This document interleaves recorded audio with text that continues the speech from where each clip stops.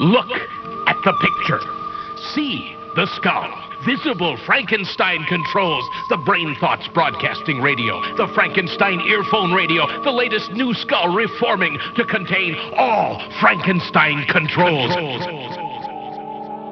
All right, you Spelunkas. It's time once again for another Frankenstein control and our obligatory thank you to our obligatory sponsors. This time around, our thanks goes to the Catan Studios team with their new title out this year, just in time for the upcoming holidays with its beautiful Art Deco box art. It's Settlers of Catan, the Ayn Rand edition. Oh, God. Oh. Settlers of Catan, Ayn Rand edition is a strategy game for 3 to 6 upper-middle-class players safely insulated since birth from all but the most cataclysmic of economic fluctuations, who are nevertheless insistent upon their firm understanding of how the world should be restructured. Each player represents a wealthy industrialist who seeks to lead their firm to prosperity in the new unregulated city-state of Catan. A land of plenty where having altruism makes you a villain. Rise to the top, far from the meddlesome influence of big government and the grasping hands of entitled moochers. Flummox your competition in the cutthroat free market through devious schemes with new attack cards.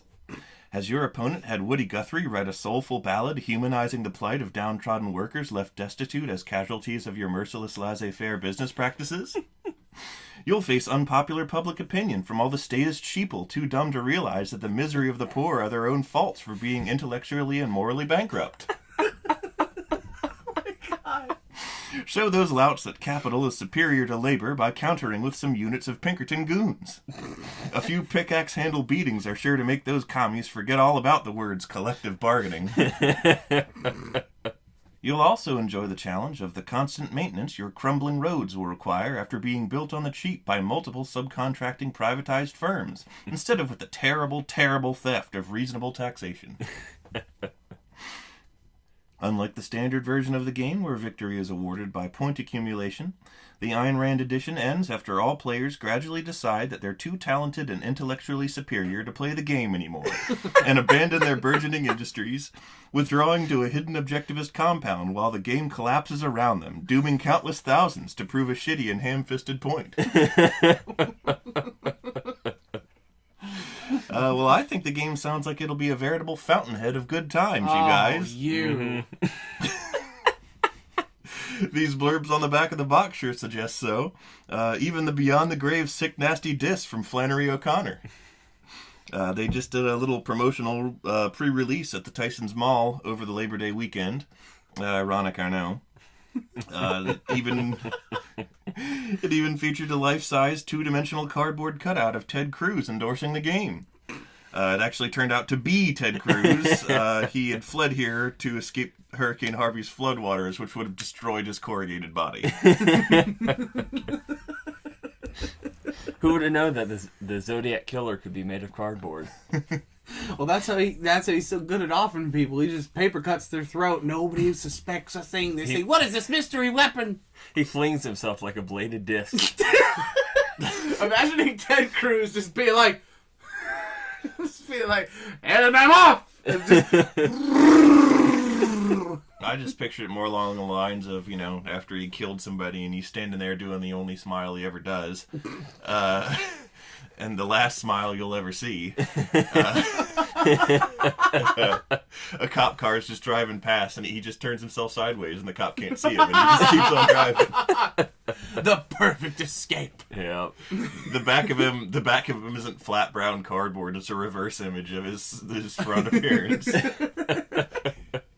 That's why you've never seen any pictures of Ted Cruz from the back. He has no back. Yeah. He has no behind. Mm-hmm. Ted Cruz, the assless man. You know what? I think if you get into the Senate, I think we need the Butts of the Senate charity calendar. Where just every senator we need a picture of their ass. Well, see, here's the thing. Nobody buys the calendar to look at. They buy the calendar to airdrop onto North Korea. Welcome to the most political episode of Frankenstein Control yet. None of the asses are labeled. It's the mystery asses. Yeah. Of the Senate. Yes. You gotta guess the ace. Guess that ass. And now it's time we play Guess That Ass on Frankenstein Control. I'm your host, the man with 4 mustaches and only 1 on his face, Taylor Russell. To my left is Adam Shripp. Contrary to popular belief, which is that I have no ass, I actually have 17 asses. It's just I can only wear 1 at a time, so I have to circulate them every week or so. And ahead of me, our current reigning champion of 15 weeks, Barfy. I'm B-Rye, and I spent literally all day writing that Ayn Rand stuff, so I didn't think of a funny introduction for myself. So, insert comment about being pale and awkward proportioned. How about you just shrug? Oh, yeah, there we go. Yeah, There we go. Atlas just Shrug. like Atlas. Fatless Shrug. The fatless shrug, wouldn't that just be a anorexic person that's given up? New in potty training children's books, Atlas pooped. What?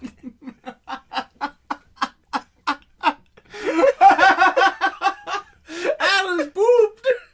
It's just Ayn Rand for kids. Yeah, and it also indoctrinates them with libertarian ideals, but after teaching them how to properly poop. Yep. Well, speaking of which, that's a good segue into my pitch for today. Holy A shit, new we're show. jumping right in, ain't we? Yeah, we're jumping Fuck right yeah. in. We're the world's in kind of a shaky place right now. We got a lot of things that are changing right now, and we can't let our children just slip by without getting some good teachings and some good morals. And I think one of the best ways to do that, to really teach children how to think, is by TV. Because they love it. Yes, They the do. kids these Yep. days, they watch the television. Well, they So really love the YouTubes. Yeah. So if we get a YouTube Red, this would No, be a it pitch needs for to be on YouTube television. Red. B-Right, you're out of touch with the children. They've looped back around. They've stopped ignoring television. I'll believe it when I see it. Yeah. And, well, it's ever since they put Minecraft on TV. Now all the 4-year-olds beg their parents for cable. Mom, I gotta get cable TV so I can play Minecraft. No, But it's we're not play, cord-cutting it's just watch. millennials. Kids don't play video games anymore. They just watch them. Oh yeah, that's true. We gotta watch our Graham Grumps on the They got to watch Verizon. Graham Gips. and our poopy pies. Poopy pie. But, Anyway. Our Markmans. Yes. Our pliers, our Mark pliers. Yep. Hello, I am Mark Plyer. I have a punk mustache. He has a pink mustache now. And his It's just his little profile art. Yeah. Doodle. Oh. And his art, because they're like, I don't fucking know. Mark's like, alright, this is Markiplier. Go, who wants a mustache ride? This is his famous catchphrase. Hey, I'm Markiplier. Who wants a mustache ride? It's just T-shirts sold from an Etsy shop he owns. It's like, hey, I'm Markiplier who wants a mustache ride. Anyway, I'm sorry, He Adam. introduces himself with that catchphrase. That's to, his like, last name now. His first name is Hey, I'm Markiplier, and his last name is Who Wants a Mustache Ride. He He introduces, just goes by Markiplier for short. he introduces himself that way to the families of his many young and impressionable fans in public, and then like he does the whole like scribbling an autograph on something and then like half-heartedly shoving it at them and then tripping the kid. He's Markiplier, not Tim Buckley. Yeah, Markiplier's a decent guy. Tim Buckley, But I'm at a loss to go on this tangent anymore. Mm-hmm. Adam, That was good. what are you doing? That's pretty good. Thanks, buddy. What are you But doing yeah, on TV? the show is gonna be about giving kids morals that will help them succeed in the world that we're creating for them right now. And it's a puppet show, and it stars a little puppet boy whose name is Barfy. Sounds good. what if you're an emetophobe like I was as a child? Too bad. You're gonna have to get over that shit. Barfy lives in a house with a woman named Aunt Maria Diarrhea? yes, Anne Maria Diarrhea. Oh boy, this is the route we've chosen. Go on. He calls her Miss Anne Maria, and it's unclear exactly what their relationship is because like she's not his mom or grandma or anything, but like she doesn't really she like takes care of him, but kind of doesn't. She's like just an older woman who lives with him. Yeah, Who's occasionally aware of his presence. yeah. And it's unclear exactly how old Barfy is, because sometimes he seems to be an adult and sometimes he's more of a child. Kind of like SpongeBob. Yeah. How old is SpongeBob? There's like an episode where they show an ID and he's like 21 or something. Oh, SpongeBob and your home ownership at 21 with a Yeah. minimum wage fry cook job. I want to move to Bikini Bottom, where apparently there's a great economy. Yeah, but you have to live next to SpongeBob. Eh. But every episode, which is a 10-minute web series now, it's on YouTube Red, Oh. because this is going to be made. Okay. We'll have Barfy deal with some kind of moral dilemma or some kind of objective and setup that he has to try and overcome. So in the first episode that we have planned out is he has opened up a cookie stand and he's selling cookies. And he's throughout most of the show, it's like him them talking about cookies. They show off a recipe and a song for the kids and everything. And, Barfy, you can't do this! These cookies aren't gluten-free! My child will die if they breathe near a peanut! Why do you think they call me Barfy? I don't know why I assigned that as Barfy's voice, but that's his singing voice. yeah. Normally he's just like, well, hey kids, how's it going? He has a I'm your best friend Barfy. Today we're gonna learn about the ABCs. I sure do love baking cookies. Why does he sing the alphabet when he's making cookies? Okay. It's a show for really young children, so it's idiotic. Yeah, it could be anything. It's like He has ABCD. He has alphabetic Tourette's. So every once in a while, he'll just start actually, singing. you know what? That's pretty great. I gotta admit, like, could you imagine just like him going about his normal day, like, "Hey, Maria, Maria, how you doing? Hey, Mercy! I was just gonna go outside and."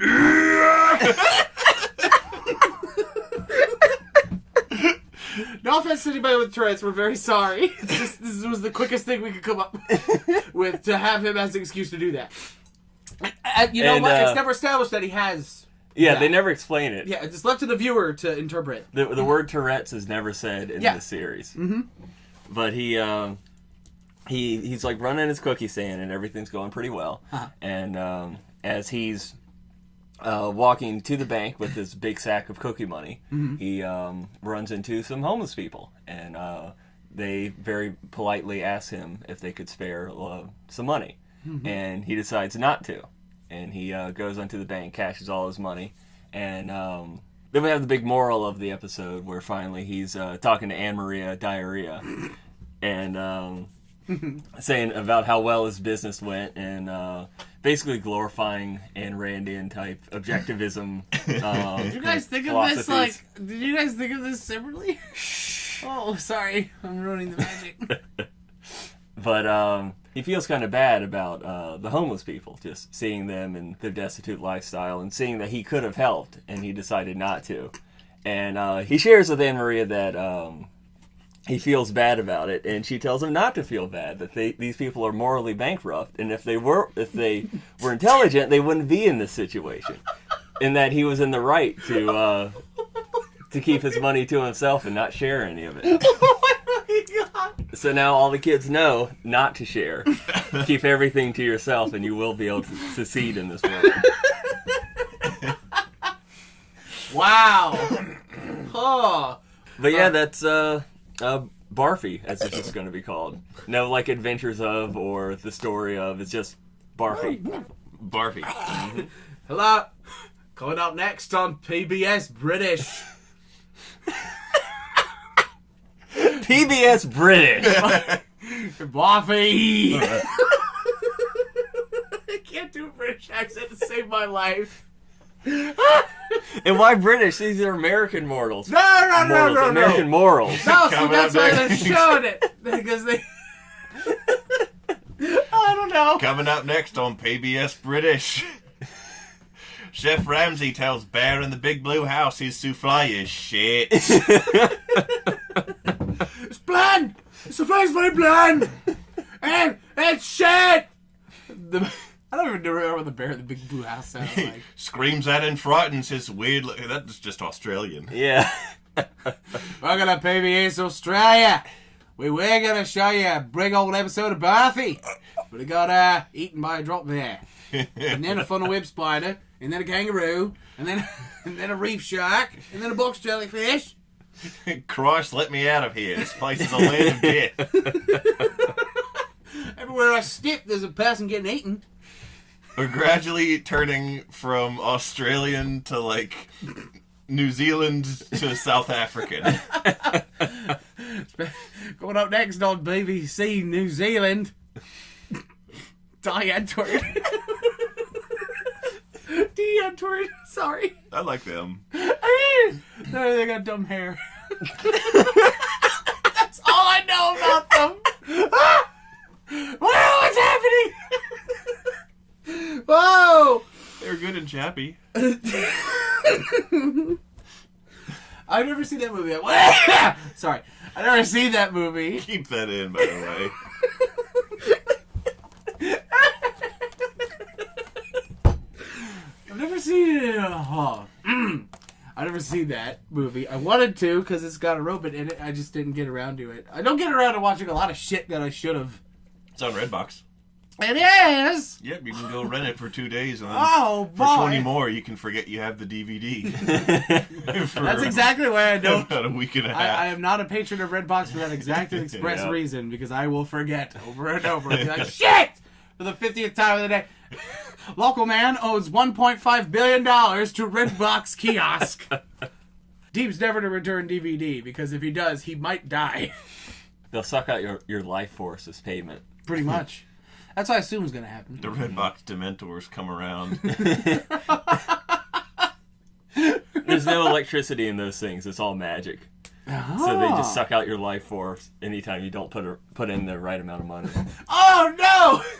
I forgot to return my 5-week-old copy of Boss Baby! What am I going to do now? Has Boss Baby even been out for 5 weeks? Fuck yeah! Every time I go to a 7-Eleven, I see it right there on the Redbox. Boss Baby. I'm like, oh boy, that movie must have done just as good as everyone thought it was. Badly. Dude, I have a bone to pick with that fucking movie. Mm-hmm. Okay. Lay it on us. So who the fuck? Well, I wanted to see the fucking board meeting. I wanted to see the fucking board meeting where a bunch of suits are all just at their fucking idiot table and they're just like, you know what everybody likes? Babies and bosses. We got a winning formula. We can't lose. I have an MBA, and that sounds like a great idea. Mm-hmm. And I have an NBA. Everybody get up. It's time to slam. Who doesn't love someone that's always in charge of you and screams all the time? What if we made him have unsettling parallels with a very unpopular current president? That's something everybody wants to see and be reminded of. Yep, and laugh at. The fact that they're watching a movie about a baby who's also a boss, who's also an allegory to the nightmare in which they live every day. Guaranteed $1 million first hour. We live in a hell world where the wicked are never punished.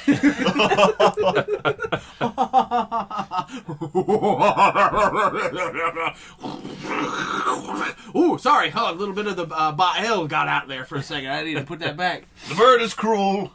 The bird is cruel? The bird is cruel? That's from a weird Robert Heinlein story. Oh, I thought this was a Brown Eyes of the Bat scenario. No, The Bird is Cruel was from a Robert Heinlein story where it's like the unpleasant profession of Jonathan Hoag.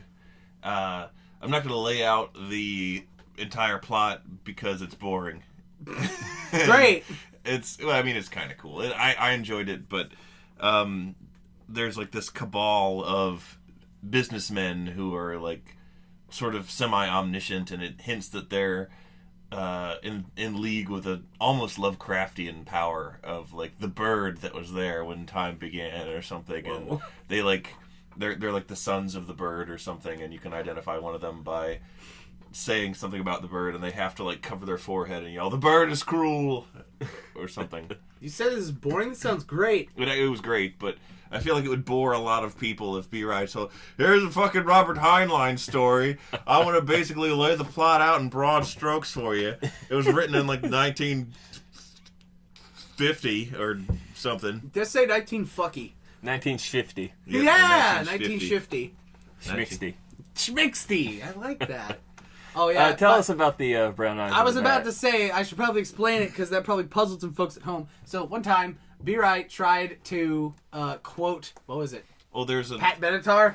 I forgot his name. David... Fuck, hold on. Wait, pause it for a second. David Attenborough. No. Hang on, I'll pull Dan it up. Rather. I think it's Dan Rather, Dan yeah. Rather. Fact check it, just so people don't think we're that fucking stupid.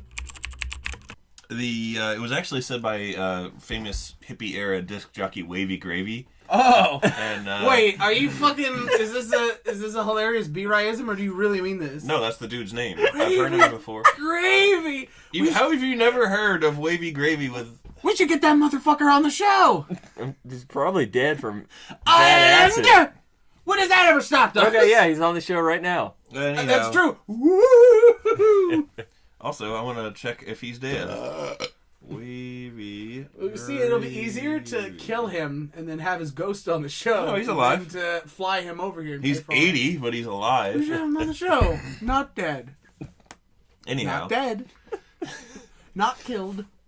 Anyway, Brown Eyes of the Bat. Yeah, sorry. So what happened was at Woodstock, and there's various apocryphal accounts that it was like Dan Rather or some newscaster, but okay, that's where I got the Dan Rather. Like, there's a bunch of different weird sources for it. It's an urban legend. I don't even know if it actually happened.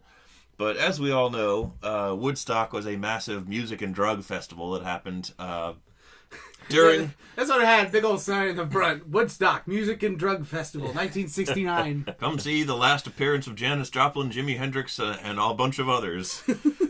Kurt Cobain. And Kurt Cobain. Anyway. He was born at Woodstock. Was he? No. No, you got me good. Someone was. Yeah, someone was. So the attendance of the concert went up by a number because somebody was born there. No, I thought it stayed steady because there was a guy. Yeah. Once somebody died and someone was born, so yeah, how they died. He got drugged up, fell asleep in a field, and got combine harvested. Yeah, that's true. Of all the nobody died of an overdose at basically a music and drug festival that was hundreds of thousands of people big. Only one person died, and not of a drug overdose. I find that fucking incredible. It is. It's a true achievement. It ranks up there with the invention of nationalism and great things that happened in the 20th century. So, as we all know, the drugs and music and all that business happened at Woodstock, and apparently there was some acid, like LSD, that was brown, and it was it had expired, or it was made improperly, or it was giving people really bad trips and bad hallucinations. And so whether it was Wavy Gravy, Dan Rather, or never happened at all, somebody purportedly went up on stage and told people, don't take the brown acid is bad. And I said that one time to me, apropos of context. I think I yelled it from another room, and Taylor thought I said... I thought you said, don't look into the brown eyes of the bat. That was some Zalgo word salad kind of business, and I was like, oh, whoa, what? Oh, it's nightmare time! Ah! The brown eyes of the bat. And that's what that the bird is cruel reminds me of. Yeah. It's the brown eyes of the bat. And it's legit scary. Yeah. The brown eyes of the bat, despite the fact that bats have black and brown eyes. Yeah, they're just brown. They're just deep brown eyes. As mundane as the reality of it is, it just... The brown eyes of the bat! Beware! It's oh, God. Okay, I will. Oh. Just spray paint that cryptically in red down some... Yeah, it's I don't know, it's just this perfect combination that actually is a little bit creepy. Yeah. Despite the fact that bats are adorable and I love them. Mm-hmm. They are. I saw somebody post a video of a flying fox getting all petted, and it was so cute that I porched. flying foxes have massive balls, which is really funny. Really? If you look at This is going to be our Pom Poko episode over again, isn't it? if you look at a flying fox, a male flying fox, it's an important qualifier there. The females have testicles too. Yep, they're hanging upside down, and like you just see their big old balls. Oh, Animal Kingdom. I was at a zoo once and was like watching the monkey enclosure, and I'm not entirely sure what kind of species they were, but I was just kind of watching them hop around, and then I'm like, oh, look, that monkey's got a turd hanging out of his butt. Wait, that one does too. They all do. Those are penises. They were black-haired monkeys, but they had little or long, dangly brown penises. Brown Yeah, penises? brown penises. Beware the brown dick of the ape.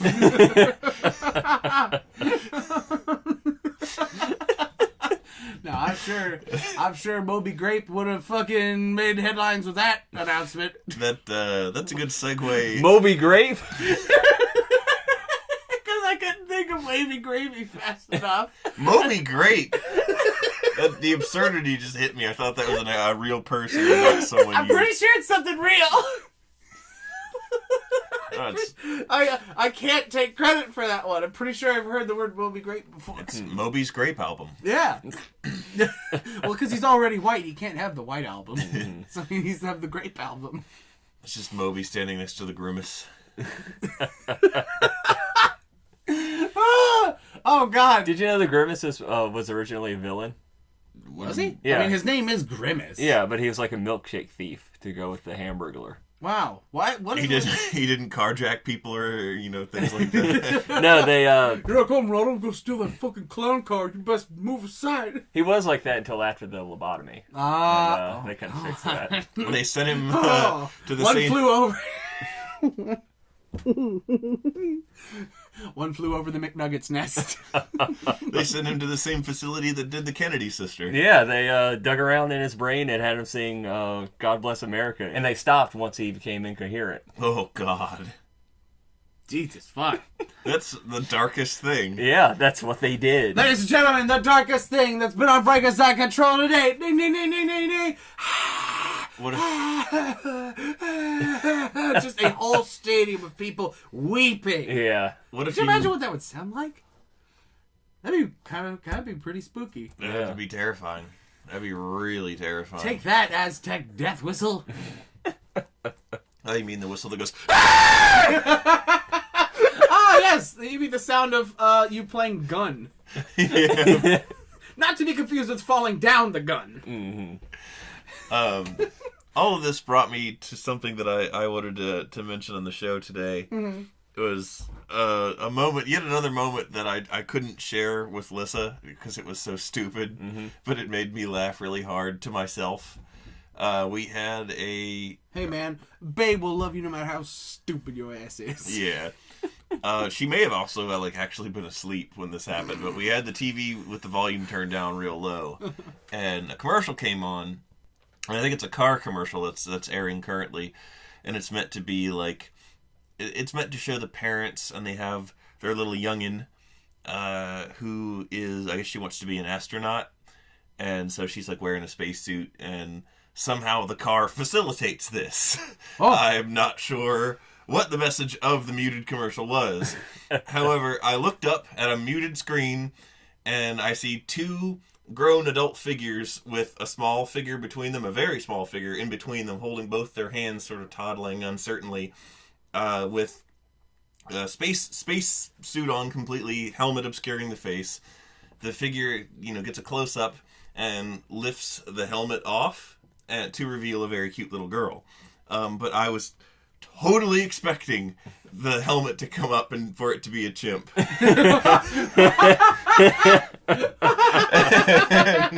I just saw small figure spacesuit being led by the hand, and expected monkey. And I was surprised when it was not. Oh! Human! An adorable child! I'm shocked! Help! Prius of the apes. Wow. The bad character's name is Kia and not Koba. That was a really stupid joke I just made. No, it's okay. We all do that on occasion. Mostly me. Speaking of stupid jokes, tragedy, and the Kennedys, as we were a minute ago, did you know that in childhood, young JFK Jr. was racked with guilt for many years after learning about Lee Harvey Oswald's military past? Mm-hmm. Because days prior to his father's assassination, he had actually won a game of tic-tac-toe. But then his father was tragically shot by a G.I. Joe. Oh my fucking god. I cannot.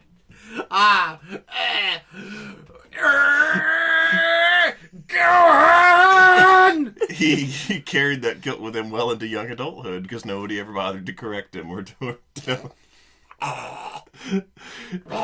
Is that the dumbest thing I've ever said? Yeah. Fuck it! We're canceling my life! Wow. Got shot by a G.I. Jizzle. Ew. Ew. That's something else entirely, Taylor. Mm-hmm. B-Right. Mm-hmm. You know what that special story reminded me of? What? Little fun thing we happened to stumble upon at work. Oh, yeah, we were looking at medical disorders and things that can impact your vision. Mm-hmm. And there is a disease that I highlighted with the mouse as we were looking over these sort of... Okay, so like a person, a senior tech, yes, was like trying to, A, show us this cool guide, and B, try and find an ailment. Mm-hmm. And in our database. Yeah, in this big database of ailments. And as we're scrolling through it, like, she's like, oh, it might be this one. No, wait, it might be this one. And then as she's doing that, I see B-Rice's cursor, like go up to this word and highlight it. And it said, Stevens-Johnson disorder. Syndrome. It's Stevens-Johnson syndrome. Stevens-Johnson! Not Steven Johnson. No, Stevens-Johnson. And they could have avoided it entirely by naming it Johnson Stevens, but no! Either one of two things happen. Either A, Stevens is a huge fucking asshole, and even at the expense of his integrity decided, no! I'm going first! My name comes first! Or B, and I hope this is the more likely one, both of them are like, woo! We're scientists and we discovered it. We get to name it! I'm Stevens, you're Johnson. Let's fucking make it work. Me and B-Rai are trying to fucking keep our goddamn sanity as like this serious search for an ailment that a patient could be having, and we're just like me not so much because I'd heard of the ailment before. Oh, yeah. You dick! I saw it in a commercial, one of those ambulance chasing cerebral palsy and brain damage alert kind of like shitty. You may be entitled to compensation if you have mesothelioma. Yeah, exactly. And it was like, is you or your family suffering from Stevens-Johnson syndrome? And I was like, Steven, what did you do to those people, bud? I wanted to call up Steven and be like, hey, Steven, I heard your Johnson's been causing a lot of fucking trouble all over town. Oh, my God. You got the old law firm of Dewey, Cheatham, and Howe on your tail. Dewey, Cheeto, and Howelson? It's a stupid joke. Oh, okay. It's like it's the law partners' names, Dewey, Cheatham, and Howe, like Howe, but it sounds like do we cheat them and how? It's like an old lawyer, very, very old lawyer named Yeah, that sounds joke. very like, that feels like I've seen it in a Looney Tune episode. You probably almost certainly did. My dad would always refer to as like ambulance chasing or like lawyers he wanted to insinuate were low rate as Dewey, Cheatham, and Howe. The law office of Dewey, Cheatham, and Howe. That's pretty good. That's real good. Oh. What are you snorking at? With their new partner, Oliver Closeoff.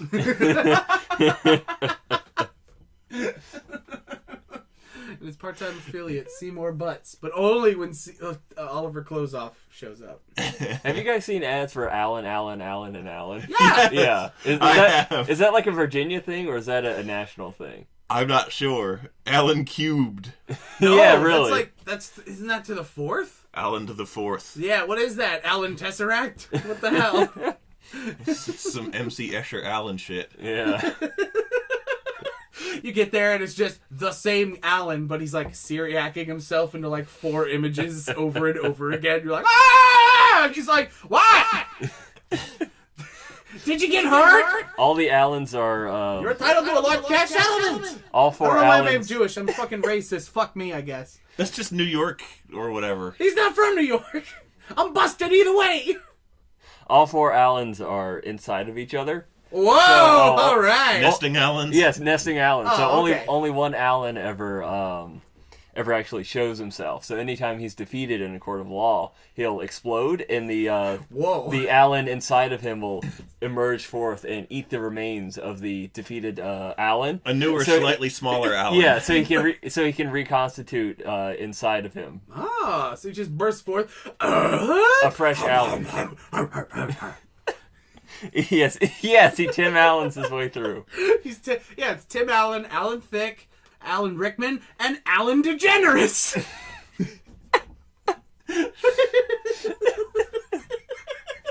I panicked. That's dumb. Although, don't you bullshit me for a second. You don't want to see Ellen DeGeneres in a like Pedro mustache eating Alan Rickman. Rest in peace. God rest his soul. God rest his soul. After bursting forward through his chest like a chest burster. Yeah. Covered in amniotic fluid. Yeah. Fully clothed. Yes. All Allens emerge fully clothed from their previous Allen. Yeah. I thought that's just understood. Yeah. You can't be naked in a court of law. Dude, that's a good idea for a show right there. Like nude lawyers. Yeah. No. Just bang the hammer. No. You know what? This is another pitch. This is the heartwarming, inspirational tale of Alan DeGeneres, the world's first nude lawyer. Sometimes, during particularly passionate diatribes before the bench, Allen cubed has been known to speak in 4 voices at once. That's what happened. That's why Alan cubed / Alan DeGeneres. That's like the alias. That's how they can get away with being nude in court. Is that they have the quadruple voice, and like you're not gonna not listen to a person with a quadruple voice. Yeah. That's just you don't do that. That's not done. I, Allen Cube, hereby say that my client is innocent. Yes, absolutely. Yeah, no, I agree. You will give him an innocent verdict. I agree. Yes, 100%. You know, innocent. He's innocent. Once a bailiff took issue with his / their nudity and attempted to intervene, but Allen cubed responded with the precise date and time of his death, and that shut him up.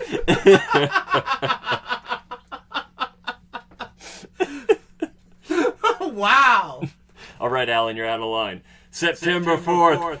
I said 19 something. He goes back in time and dies. or rather, he goes, That's really funny to me. Oh! He's like, oh shit, dude, Woodstock. He gets run over by a combine harvester. Whoa, man. That dude just like totally came out of a time portal and got combine harvested. This is some good shit. Of course, Rain Dance. Sure he did. No, man, I'm telling you. Did you eat the brown acid? Yeah, maybe a little. Well, then maybe you should look into the brown eyes of the bad. I had a moment this week that made me feel old.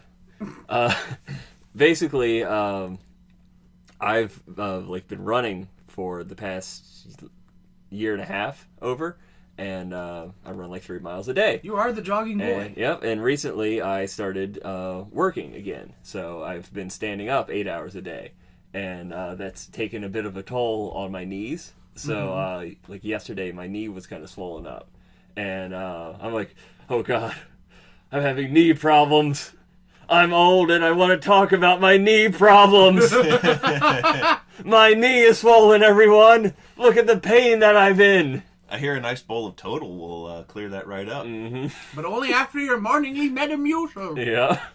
Soak my knee in Metamucil and Total. Now that makes sense. It makes sense. Sit in front of your computer. Listen to the sounds of the 1930s artists while you rub your ding dong with worthless originals. Butterscotch candy. And then you go... I call it Werther's therapy. Just rub a hot Werther's original on your knee and you'll feel all better. You ever had a W job? That stands for worthless. What's a Werther job? Werther job is when you give a blowjob with Werther's original in your mouth. Wow, that sounds like a choking hazard in more ways than one. You'll be right as rain in no time, Sonny. Back up submitting letters to the editor to Reader's Digest. And remembering that Reader's Digest exists as its only purchaser in the entirety of the North American subcontinent. We need to bring back print media. When I was a wee child, I used to think that Reader's Digest was a book about stomachs. So did I, or I thought that it, like, I don't know, you look at gross pictures of Barf or something. That's where, Adam, that's where Barfy's getting its start. That's where we're going to be advertising, as well as starting with like 3-panel comics. Reader's Digestion. Reader's Digestion. Well, like that's what the page that starts the Barfy's article will be. Like right on the second page. You know, it's Reader's Digest. Turn the page. And then Barfy. I'm gonna throw what in. What Barfy look like? Oh, he's like a little puppet. He's purple and he's got kind of a weird fat face. Oh, I just imagine like Elbow covered in fake vomit, like joke store vomit. Oh, that's horrible. He does have a Rick and Morty style little bit of vomit drool on his bottom lip at all times. Unbelievably disgusting. Why does he have to be that? Because that's just how Barfy is. Make a lot of money and then hoard it in giant draconic piles of Taylor, you need to tell us about your Fat Ryan. Oh, okay. That's an old joke. Yeah, this is a fucking old as fuck That goes chestnut. all the way back to college, man. Freshman year. Yeah. And it's like 10 years ago, and I was... Oh, fuck, it is 10 years ago. It just became 10 years ago this month! No! Oh my god, we're old. I was thinking about it especially because I actually bought the remastered original BioShock trilogy, and I was going to play through it with Lissa because she never got the first 2 games. She just played Infinite with me. But somehow... Oh, we obtained the first BioShock early because the employees at the Walmart, when we were doing our freshman dorm shop-a-palooza thing, they didn't realize it wasn't supposed to be out yet. Ha ha ha, they quote-unquote didn't realize it was supposed to be out yet. Yeah, for real. Bullshit, somebody fucked up. Yeah, right. Yeah. They knew exactly what they were doing. Oh, they yeah. knew, all the college freshmen are never coming back here again. We gotta sell this game now! Yep. And so we got BioShock a day early. We did. Boy, oh boy, was that a fun old time. This is the Xbox 360 when it's in its heyday. You know, nobody was turning 360 degrees and walking away. Because of that red ring of death. But that's an old meme, by the way, for anybody who doesn't know. I know that if you think about 360 degrees, it's wrong. Yeah. But anyway, so we're having a grand old time. We're playing the game, and you know, like, oh wow, this game is really fucking sweet, but it's also like thought provoking in its own weird way. This is cool. And then I don't know who came up with it first, you or me, but like we came up with the concept of the chief antagonist in that game is Andrew Ryan. Basically, I mean, look, this is his fucking name, Andrew Ryan, Ayn Rand. He's definitely a reference, and he's definitely supposed to be an example of like what would actually happen to society that wasn't restrained by regulations. And surprise, surprise, it all goes to shit. Because those Albeit people... with the aid of a magic stem cell snail found at the bottom of the ocean, but hey! And then you can shoot bees out of your hand. Any bad situation needs a catalyst, Douglas. It just reinforces the fact that people don't know dick about human nature and how it needs to be constrained by rules. And also, people don't know nature about human dick. Anyway, so we're playing this game, and... he has a very... Andrew Ryan, yes.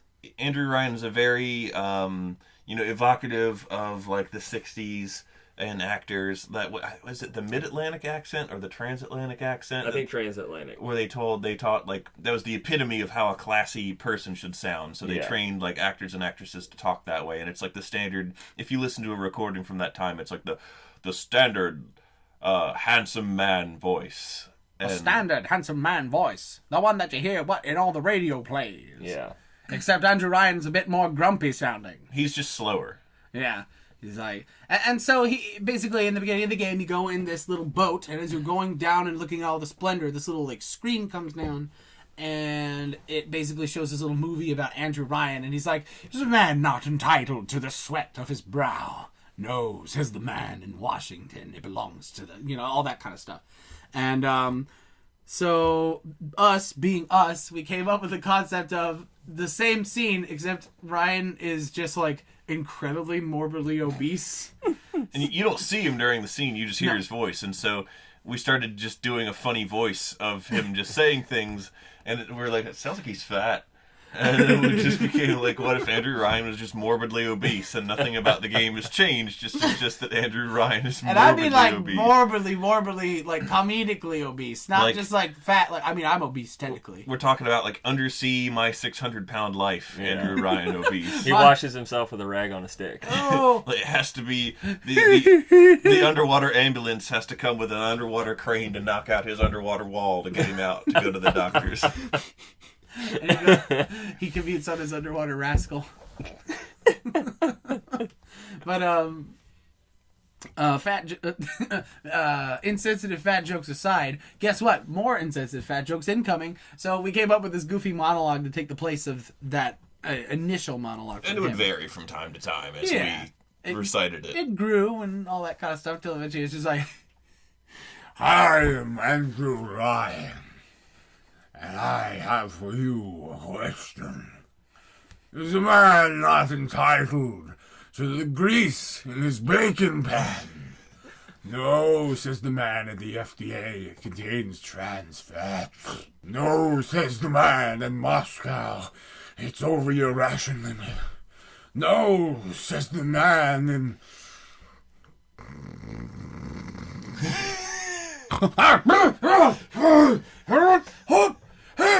LaGrandia is happening again! You hear like like a defibrillator. Where was I? You fucking get it. One of mine was I'm Andrew Ryan and I have for you a question.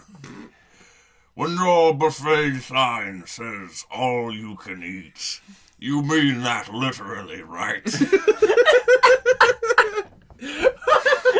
This isn't going to be one of those kick you out after 2 plates horseshit places. I can never go back to that Bojangles again. Mr. Ryan, Bojangles is not an all-you-can-eat restaurant. It is when I'm there, damn it.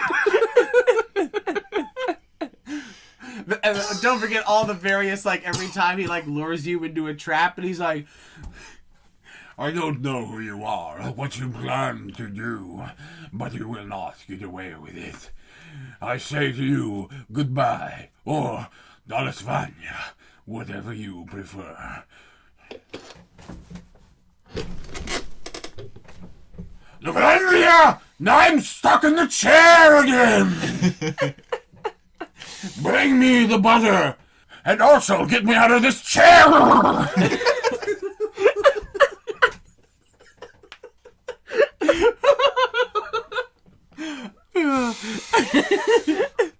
He started Rapture so he had easier access to seafood. Oh, that's true! Doesn't do good for the wasteland with big old buttery scallops every night. Speaking of Bojangles, my singular memory from ever going there was coming home from a beach trip with my parents, and I'd like somehow hurt my neck clowning around on the beach, and so like they gave me like a painkiller, and it was probably just like ibuprofen or Motrin or something, and you're supposed to take it with food, and so it was about lunchtime on the road, so we stopped at a Bojangles, and like I wasn't really hungry because I was in a lot of pain and I was just grumpy and I wanted to be home. And so, like, I got something simple to eat, which was just applesauce, because I was, like, 8. And... First off, didn't know they offered applesauce in Bojangles. Well, they do. Or at least they did in 1998. Yeah. And I took a bite of my applesauce, and I was like, this applesauce tastes like beer. And my mom was like, no, it can't taste like beer. It's applesauce. Besides, you're 8. You don't know what beer tastes like. And she took a bite, and he goes, oh my God, it tastes like beer. So be right. When you were telling that story about your mysterious neck injury, I like to think that, like, you got swept up in a huge wave, you were underwater for a while, and this shark comes up, it goes, bumps straight into your neck, and you're like, oh, a shark! And it's like, oh, a ghost!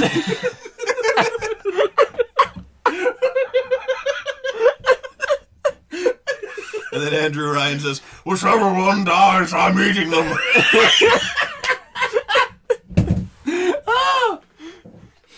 Oh my God. Ooh, that's good. Everyone dies. I'm eating it. I used to think black people had black skeletons.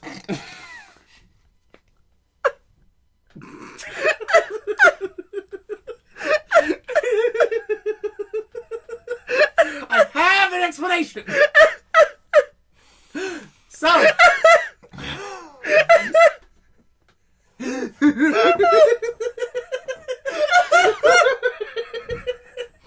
Wherever. Oh! Oh!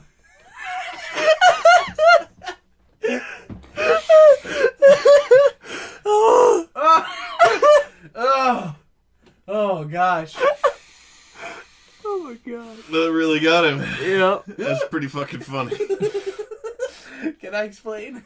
Yes, please. Please do. Okay, so when I was... This is when I was like, fuck... First off, let me just fucking put it on the table. I was like 6 when I thought this. When I went over to my grandma's house, I used to always, like, rummage through their shelf of National Geographic magazines. Because that's what old folks did back then, I guess, was collect, like, 1960s to 1980s volumes of National Geographic. Oh, yeah. My grandparents had them. Yeah, and have them on, like, big old bookshelves and stuff. Oh, yeah. Loads of them. Yeah, they had great pictures in them, and, you know, as a kid who couldn't read, I was like, yeah.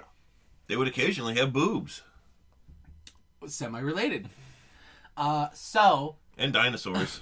Boobs or dinosaurs. It's a gold mine for a kid. There's either boobs or dinosaurs. What about dinosaurs with boobs? I don't know. I wasn't really into that. Getting that whole niche scaly market. Tyrannosaurus tits. Please no. So, with tits.jpg. There we go. So, tits uninvolved here. I assume now, thinking back, this was probably an issue about, like, how men came from Africa, right? So, like, I remember seeing pictures of, like, you know, black people, probably African folks, at a dig site. And then I flip the page, and there's fossilized human remains. But they're fossilized in such a way that the bones were black. Oh, yeah. And so my 6-year-old mind put 2 and 2 together and be like, there's black people on this page and a black skeleton on this page. My God, the mysteries, they're unraveling! And it's always been something I look back on and think like, God damn, man. Kids will draw the weirdest fucking conclusions out of the strangest shit. Yeah. But yeah, that's the very unentertaining answer to a very entertaining statement. Yeah, just a segue out of nowhere.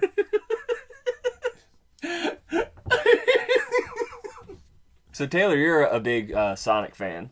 Oh, And, you got me! You're playing your Sonic Mania. This is the first good Sonic game in years. But Taylor, have you ever heard of Sonic 4? Sonic 4? This is a thing. Yeah, it is. Of course it's... Why are you acting like I haven't heard of it? Because I had never heard of it. Yeah, I had Sonic never 4. It was heard anyone talk about it, and I looked up some gameplay. And that is the most generic thing I've ever seen. Right? It looks like someone in like 2006 got a pirated copy of Flash, and with no experience decided Flash, to try. come on, give him some credit, Adam. At least Unity. Yeah, it's more Unity looking. Yeah, they got their pirated copy of Unity and tried to make a Sonic game. And this is the first game that they've ever made. God. And that's Sonic 4. Ugh, more like Sonic Foreskin. Yeah. I mean, I'm sure there's number of people out there who are like, yeah, but have you actually played it? And I'm like, But why bother? yeah. Why bother when Sonic Mania's out? Or literally any other game. I was gonna say, if you've looked at a few screenshots, you've played the game. Yeah. Well, I'm not gonna judge that game. I'm just gonna fucking hold up Sonic Mania on its own accolades, on its own boots, triple straps. Mm-hmm. That game's fucking great. If you haven't played Sonic Mania yet, the fuck are you doing? Go play it. Well, I'll wait till the end of this episode. Then you go play it. It's fucking great, man. We should play it on the stream that we do. We do streams. We do streams, everybody. We do video game streams every Wednesday. We played it yesterday already.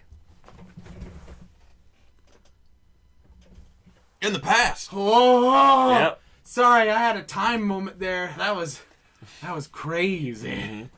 But yes.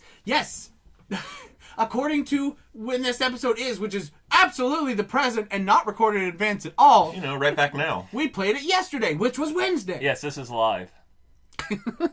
Welcome to Frankenstein Control Live Every with time your host, someone- Mark Summers. Dude, we should get Mark Summers on the show. Every time someone presses the play button, it teleports all of us to this room, and we have to repeat the episode verbatim every time. Please For stop each listening. listener. Please stop pressing that button. Ah! But yeah, Save us from this Sisyphean ordeal. I get that reference. Your brain is rubbing off on me. That's the guy that brought fire to everyone. Yeah, what up, brother? That was Prometheus, Yep. a.k.a. Robert Oppenheimer. What? He's the guy who made the atomic bomb. Ah. Okay. And he was like, I have become death, destroyer of this here plate of crab legs. I tell you what. Like a mushroom cloud in the background. He's like, oh, shit! share those, right? Quote from Robert Oppenheimer. I done fucked up. I need that in like the old footage of like the like, you know, that old stock footage of the atom bomb going off in Bikini Yeah. Atoll, and then as that's going The off, it's headline just just says, I done fucked up. Well, that was a real dumb thing to give these morons, says nuclear physicist Robert Oppenheimer. like, whoopsie poopsie. His team. Oopsie doodles, says nuclear development team.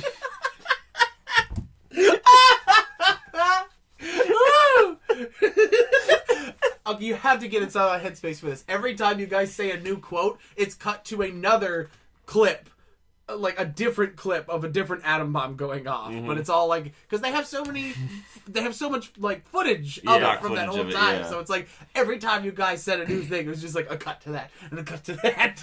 One of the cuts has like old black and white of like King Kong being obliterated in the blast. Did that happen? Yes. There's a King Kong movie where they blow him up with a nuke. It's called Godzilla.